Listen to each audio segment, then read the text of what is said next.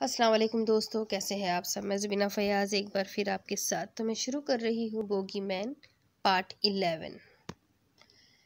जैसे ही सनी को स्टेज पर बिठाया जाता है वो बेचैनी से इधर उधर देखता है।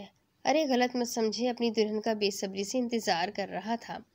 अज़गान उसकी हालत समझ रहा था। वो एक लम्हे में उसे वहाँ पहुँचा सकता था, मगर जारिया की वजह से वो अपनी ताकतों का इस्तेमाल नहीं कर रहा था, क्योंकि मलिका से उसे आज जो चाय वाले जादू पर डांट पड़ी थी उसने तौबा कर ली थी।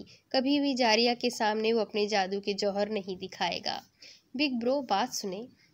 बोलो सनी, सुन रहा हूँ। मुझे मेरी दुल्हन कहीं नज़र नहीं आ रही। मुझे लगता है मेरी दूर की नज़र कमज़ोर हो गई। प्लीज़ कुछ करे। अज़गान हंसता है। यार सनी, हद करते हो। आस पास ये जो तितलियाँ फिर रही है, फ़िलहाल उन्हें देखो, क्या कमाल के नज़ारे हैं। फिर तो तुम्हारी दुल्हन आ जाए ना जाने ये मंजर देखने को मिले ना मिले। जारिया सुन रही हो। अज़गान को झटका लगता है। पहले ही जारिया खफा थी, अब अगर उसने ये सब सुन लिया फिर तो खैर नहीं। हा हा हा, अब आया मज़ा। मेरे ऊपर हंस रहे थे, ये देखे, कोई कॉल नहीं की। सनी यार, कम से कम बता देते, ऐसा मजाक कोई करता है। बिग ब्रो, क्या आपके यहाँ मजाक पहले बताकर किया जाता है। सनी, बाज आ जाओ वरना बाबा जान से शिकायत कर दूंगा। अरे, अब आप ही तो मेरे सपोर्टर थे। वो सद आ भरता है। हद है यार सनी, तुम्हारे दुखों की कोई हद भी है या नहीं। है ना। जैसे ही मेरी दुल्हन आएगी मेरे दुखों मतलब खुशियों में इजाफा हो जाएगा। कब से जारिया उसके पास गई हुई है। मजाल है जो एक भी मनाहिल की तस्वीर भेजी हो। तुम्हारा दुख समझ नहीं, मैं समझ सकता हूँ। मैंने भी सुबह से अपनी होने वाली बीवी को नहीं देखा। सुबह ही तो नई सज़ा सुनाई गई थी। उफ, काश ना वो चाय गिरती, ना मुझे क्वीन को ना देखने की सज़ा मिलती। दोनों ही गमज़दा से बैठे थे, तभी दुल्हन आ गई का शोर उठता है और सनी का चेहरा मनाहिल को दूर से देखते ही खिल जाता है। मनाहिल जैसे ही स्टेज पर पहुंचती है, सनी और अज़गान एक साथ हाथ बढ़ाते हैं और वो मुस्कुराकर अपने भाई मतलब जिनजात का हाथ थामती है और फिर बैठ जाती है। सनी का चेहरा देखकर सारे रिश्तेदार हंस रहे थे। वजह थी वो अभी भी अपना हाथ बढ़ाए खड़ा था, जिसे अज़गान ने थाम लिया था। हॉल में ना थमने वाले कह कहे गूंज उठे थे। सनी, ये मनाहिल का मशवरा था, तुम्हारे साथ ये प्रैंक किया जाए। अज़गान उसका हाथ मनाहिल के हाथ में देता है। घबराओ नहीं, ये तुम्हारी ही दुल्हन है, ध्यान रहे। मेरी बहन को ज़्यादा तंग नहीं करना। मतलब थोड़ा सा तंग करने की इजाज़त है। अब आप जाए अब आप जाए भाई, मुझे मनाहिल को थोड़ा सा तंग करना है। कौन किसको तंग कर रहा है बरखुरदार। अरे अंकल, कुछ भी तो नहीं। बिग ब्रो को ये ड्रेस बहुत फिट है ना, तो बेचारे इस ड्रेस की वजह से तंग हो रहे हैं। अज़गान इस नए इंकशाफ पर सनी को खा जाने वाली नज़रों से देख रहा था। मनाहिल के अब्बू कोई बात करते करते अज़गान एक्सक्यूज़ करके अपनी वालदा के पास चला जाता है। सनी बेटा, मेरी बेटी का ख्याल रखना, बहुत नाजों से पाला है इसे। कभी कोई गलती हो जाए तो दरगुजर कर देना। अंकल खुद से भी बढ़कर इसका ख्याल रखूंगा, भरोसा रखे, कभी भी शिकायत का मौका नहीं दूंगा। सनी अपने ससुर के गले लगे वादा कर रहा था। मुझे भरोसा है तुम पर। सनी, अगर ये तुम्हें ज़्यादा तंग करे तो मुझे एक कॉल कर देना, फिर मैं जानूं और मेरा काम। अम्मी, देख रहे हैं अब्बू, ये अपने दामाद से शुरू से ही ज़्यादा प्यार करती है। अब तो मेरी शादी हो रही है, बंदा बशर, कभी कोई गलती हो सकती है। अब क्या अच्छा लगेगा मनाहिल शादी के बाद भी जूते खाए। मनाहिल की नॉन स्टॉप बातें शुरू हो गई, जिसे कोई नहीं ख़त्म करवा सकता था। बेगम, ये नाइंसाफ़ी है, आज तो ऐसे ना कहे। देखे, खफा हो गई है मेरी बेटी। वो खफा नहीं भी होगी तो आपके बार बार कहने से सच में नाराज़ हो जाएगी, जो मुझे किसी भी सूरत बर्दाश्त नहीं होगा। मनाहिल तो मेरी प्यारी सी बेवकूफ़ सी चिड़िया है, जो चहचहाती ही अच्छी लगती है। देख रहे हैं आप अम्मी, आपसे ज़्यादा मुझसे प्यार करती है। साथ ही जारिया उनके गालों पर किस करती है। सनी मुस्कुरा कर देख रहा था। तौबा तौबा मनाहिल, बैठ जाओ। उफ, कैसी लड़की हो, कौन सी दुल्हन ऐसे करती है। मैं करती हूँ, और मैं भी सनी भी और मैं भी सनी भी उनके गले लगता है। सब उस वक्त खूबसूरत मंजर को देखकर खुश हो रहे होते हैं। अज़गान जब अपनी वालदा के पास गया था तभी उसे बाबा जान का बुलावा आता है। वो सीधा जारिया के घर पहुंचता है, जहां लाउंज में जारिया सर झुकाए खड़ी थी। उसकी हालत देखकर उसे किसी अनहोनी का खदशा होता है। बाबा जान, बादशाह अज़गान, आइए आइए, आपका ही इंतज़ार था। अब तुम सोच रहे होंगे मुझे तुम्हारे बारे में कैसे पता चला, तो तुम्हें मिलवाता हूँ तुम्हारी ही मखलूक की लड़की से। जैसे ही वो साया सामने आता है, बुगीमैन हैरत से उसे जिंदा देख रहा था। ये कैसे हो सकता है? उसे मैंने तो खुद खत्म किया था, फिर ये कैसे जिंदा हो गई? बादशाह सलामत, मुझे आपकी सच्चाई पता चल चुकी है, इसलिए मैंने एक फैसला लिया है। तुम अभी और इसी वक्त हमारी दुनिया से हमेशा के लिए चला जाओ। बाबा जान, प्लीज़ ऐसा जुल्म मत करें, चाहे तो मेरी जान ले लें, मगर ये मत करें। मैं आप सबसे दूर नहीं रह पाऊंगा। मैं मानता हूँ आपसे सच्चाई छुपाकर मैंने गलत किया, मगर मेरा प्यार, मेरा खुलूस सच्चा था। अज़गान, तुम्हें मैंने मुंह से ही नहीं, दिल से बेटा माना था। काश तुम खुद ये सच बता देते, तो मैं खुशी खुशी जारिया को तुम्हारे साथ रुखसत कर देता। मगर तुमने हम सबको धोखा दिया, हमारे खुलूस, हमारे प्यार का सिला इस धोखे की सूरत में दिया, अपनी शनाख्त छुपाई। ये मुझसे बर्दाश्त नहीं हो रहा। मुझे अपना वादा याद है, इसलिए तुम पर एक एहसान कर रहा हूँ। जब तुम्हारी तरफ से दिया जाने वाला जख्म भर जाएगा, हो सकता है तुम्हें माफ़ कर दूँ। तुम पर एक एहसान कर रहा हूँ, तुम दोनों का आज ही निकाह होगा। निकाह तो पहले ही तुम दोनों कर चुके हो, ये ज़माने को दिखाने के लिए फिर होगा। सिर्फ इस शर्त पर तुम हमेशा के लिए वापस चले जाओगे। वो उन दोनों को वही छोड़कर चले गए। अज़गान अपने टूटे हुए दिल को समेटता है, चेहरे पर मसनूई मुस्कुराहट सजा के सनी और मनाहिल का इस्तकबाल करता है। बिग ब्रो, आप कहाँ चले गए थे? उफ, क्या बताऊँ, आपकी बहन तो मेरा दिमाग खाने ही वाली थी। अल्लाह का शुक्र है उन्होंने मुझे बचा लिया। ये सिर्फ आपकी वजह से हुआ है। दुल्हन की रुखसती जल्दी करवाई है, ताकि आपके निकाह की रस्म जल्दी से करवा सके। अब्बू बता रहे थे आपको अर्जेंट आउट ऑफ कंट्री जाना है। बहुत ही ज़रूरी काम था, तो इसलिए जल्दी जाना पड़ा। सॉरी यार, तुम्हारे वलीमे पे शायद ना आ सकूं। नो वे, वलीमा तो आपकी वापसी पर होगा। क्यों अब्बू, ठीक कह रहा हूँ ना? सनी के सवाल में उसके अब्बू अज़गान की तरफ बज़ाहिर तो मुस्कुराकर देखते हैं। वो समझ रहा था किस तरह उसके बाबा जान गुस्सा जब्त कर रहे थे। सनी, ये बातें बाद में की जाएगी, फ़िलहाल ऊपर जाकर देखो तुम्हारी बहन तैयार है। अब्बू, वो तो मनाहिल देख लेगी, आप बस निकाह की रस्म शुरू करवाएं। कुछ ही देर में जारिया उसके नाम हो चुकी थी। निकाह में अज़गान, उसकी अम्मी और मनाहिल की फैमिली के अलावा कोई शरीक नहीं था। मुख्तसर लोगों की मौजूदगी में उनका निकाह सादगी से हो चुका था। इस बार अज़गान खुश नहीं था। उस निकाह ने उसे बहुत दुख दिया था। वो हमेशा के लिए वापस जा रहा था। सबके कमरे में जाने के बाद सनी अपने बिग ब्रो को रुकने का कहता है। अज़गान अपनी अम्मी को वापस भेज देता है। अज़गान लॉन में सनी के इंतज़ार में टहल रहा था। जब वो जा रहा था, उसने इतने प्यार से रोका था, वो इनकार नहीं कर पाया। जिनसा सोच रहा था, अगर सनी को मेरी असलियत का पता चल गया, क्या वो फिर भी मुझसे ऐसे प्यार करेगा? वो अपनी सोचों में खोया हुआ था। तभी सनी उसे बुलाता है। बिग ब्रो, आपने तो मनाहिल से मेरी मुलाकात ना करवाई। मैं आप जैसा नहीं हूँ। जारिया से जाने से पहले मिल ले। बिग ब्रो, मेरा एहसान याद रखिएगा, जो वक्त आने पर आपको उतारना होगा। तुम कहाँ जा रहे हो सनी? कमरे में। तुम नहीं जा सकते, पहले नेक दो फिर जाने दूंगा। है? ये क्या बिग ब्रो, एक तो मैं आप पर एहसान कर रहा हूँ, आप मुझे ही रोक रहे हैं। रही बात नेक की, तो क्या आप मेरी बहन हैं जो आपको पैसे दूँ? जब मेरी बहन खुद मांगेगी तो उसे दूंगा, आपको क्यों दूँ? चले अब हटे। बात तो तुम्हारी दुरुस्त है, तो क्या आज एक नई रस्म की शुरुआत करते हैं? तुम मुझे अपनी कोई फेवरेट चीज़ दो, बदले में तुम्हें जाने दूंगा। देख क्या रहे हो? तुम कितना खुशकिस्मत हो, इस रस्म के आगाज का सेहरा तुम्हारे नाम से है। चलो शाबाश। सनी, जल्दी करो, जितनी तुम देर करोगे उतना ही जल्दी मनाहिल को नींद आ जाएगी। मतलब ब्रो, आप नहीं मानेंगे। चले, ये पकड़े, मेरी फेवरेट वॉच है, जान से अजीज थी मुझे। ध्यान रखिएगा, अब मेरी जान आपके हवाले है। अज़गान मुस्कुराकर उसके गले लगता है। सनी भी मुस्कुराता है। सनी, मेरे जाने के बाद सबका बहुत ख्याल रखना। मेरी जान तुम्हारे हवाले है। मेरी बीवी का बहुत ख्याल रखना। मैं शायद अब कभी वापस ना आऊँ। आखिरी बात अज़गान जो खुद से कहता है। आप परेशान ना हो बिग ब्रो, जैसे आपने कहा है वैसे होगा। चलो अब जाओ। ओके ब्रो, अपना ख्याल रखिएगा। सनी मुस्कुराकर अपने कमरे में इंटर होता है, जहां मनाहिल घूंघट में सर झुकाए उसके इंतजार में पलकें झुकाए बैठी थी। सनी की आंखों में शरारत थी। वो मनाहिल के पास बैठता है, पहले उसका घूंघट हटाता है, उसका हाथ थामता है। मनाहिल जी, ये तुम्हारे लफ्ज़ों को क्या हुआ है? टूट कर अदा हो रहे हैं।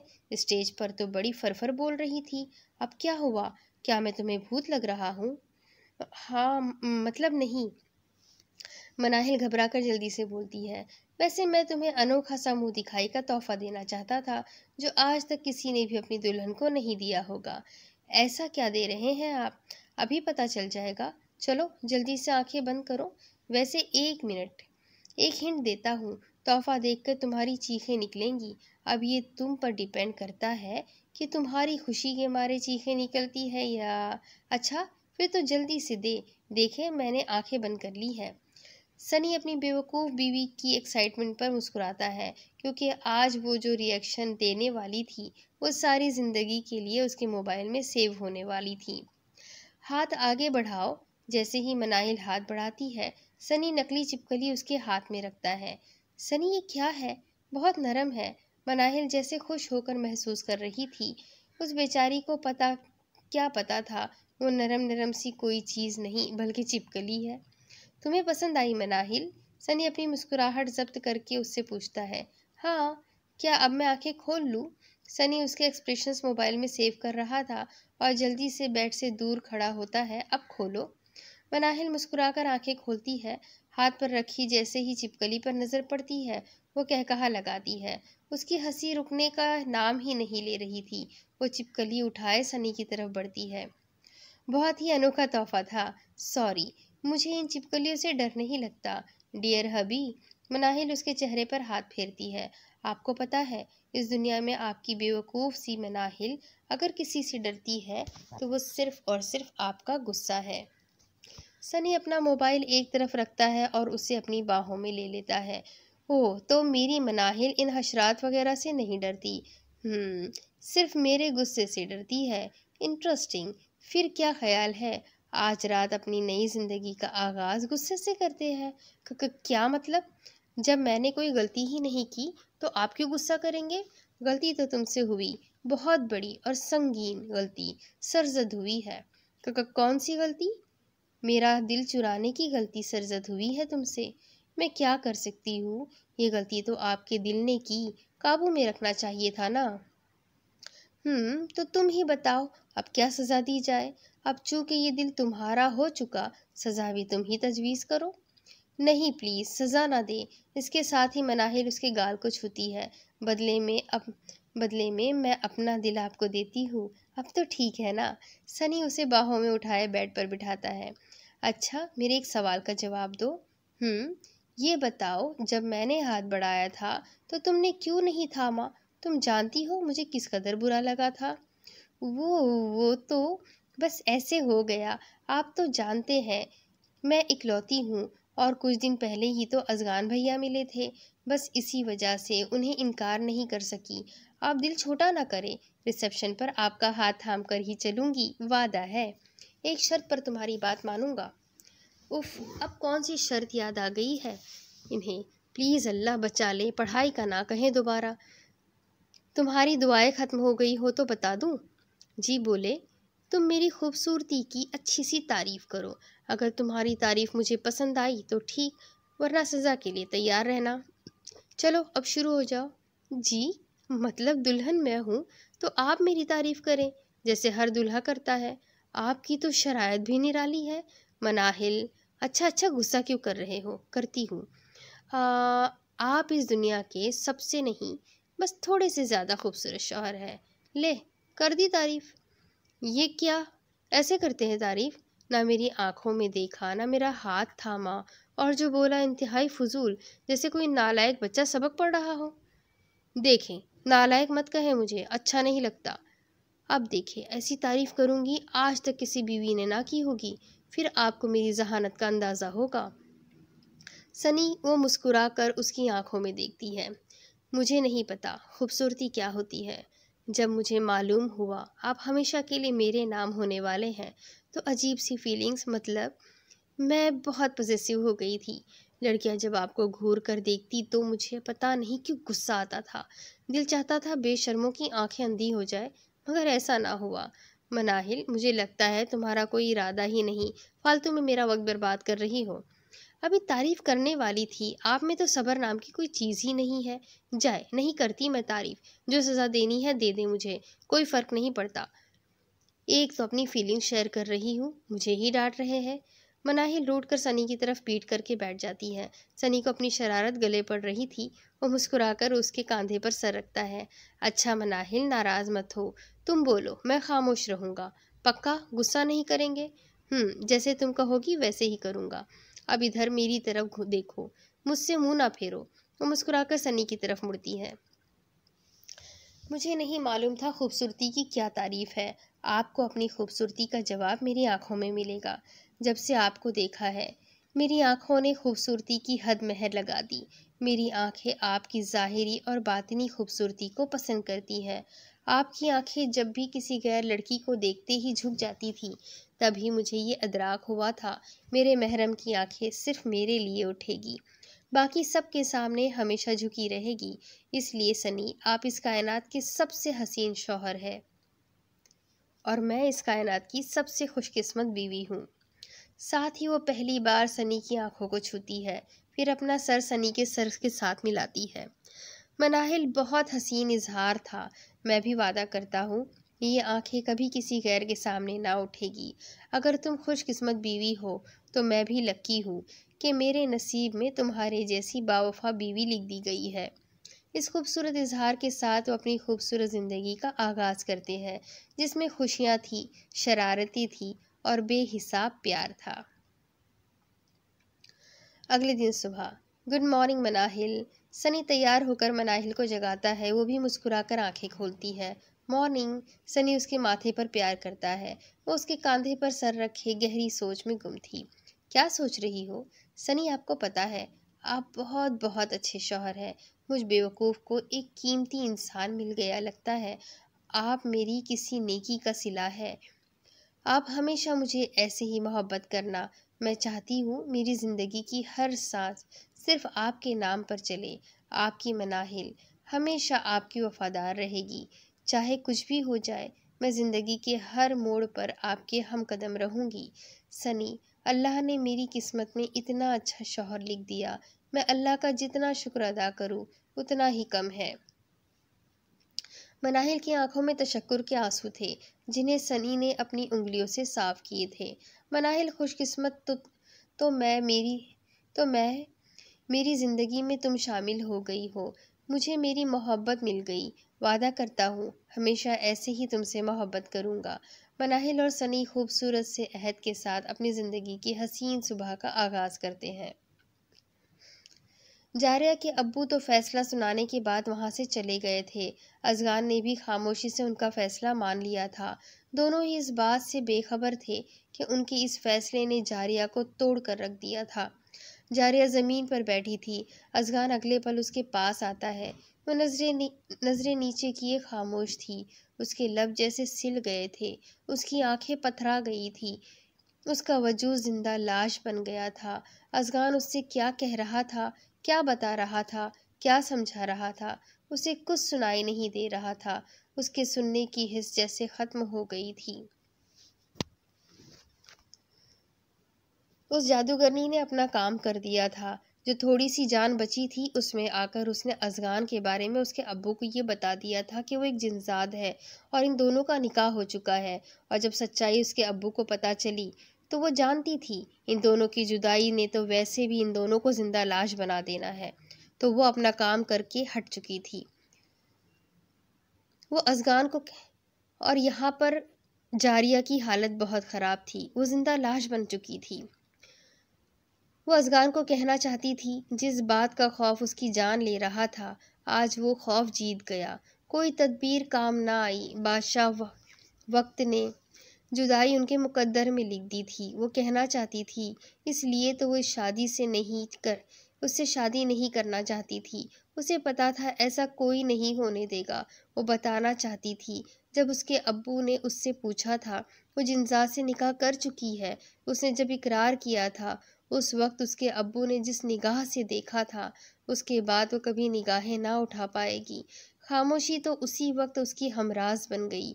जब अज़गान और अपने अब्बू में से एक को चुनना था, उसके लब जवाब की सूरत में हमेशा हमेशा के लिए सिल गए। अब वो कभी बोल नहीं पाएगी। इस फैसले के बाद पहले वाली जारिया हमेशा के लिए दफन हो गई। अब जो जारिया होगी वो एक कठपुतली होगी, जो बज़ाहिर तो हर किसी के सामने हंसेगी, बातें करेगी, मगर उसका जिंदा वजूद अज़गान की जुदाई और अपने अब्बू की बेरुखी के नीचे दफन होगा। बोगीमैन से अपनी मलिका की हालत देखी नहीं जा रही थी। वो इस बार वो कोई नई जारिया लग रही थी। इतने बड़े फैसले पर वो कोई शोर नहीं कर रही थी, ना ही रो रही थी, ना अपना डर उसके साथ बांट रही थी।